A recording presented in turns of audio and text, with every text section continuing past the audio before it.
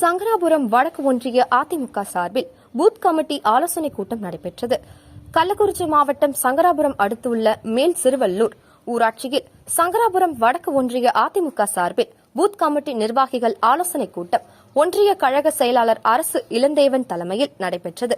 இதில் சிறப்பு அழைப்பாளராக மாவட்ட கழக செயலாளர் முன்னாள் சட்டமன்ற உறுப்பினர் குமரகுரு கலந்து கொண்டு நாடாளுமன்ற தேர்தலில் கழக பொதுச் செயலாளர் புரட்சித் தமிழர் எடப்பாடி பழனிசாமி அவர்கள் அறிவிக்கும் வேட்பாளரை பெருவாரியான வாக்கு வித்தியாசத்தை வெற்றி பெற தீவிர பணியாற்ற வேண்டும் என ஆலோசனை வழங்கினார். இந்த கூட்டத்தில் ஒன்றிய அவைத் தலைவர் அண்ணாமலை, மாவட்ட இலக்கிய அணி செயலாளர் பவுல்ராஜ் உள்ளிட்ட ஒன்றிய கிளை கழக நிர்வாகிகள் கலந்து கொண்டனர். நாடாளுமன்றத்திலே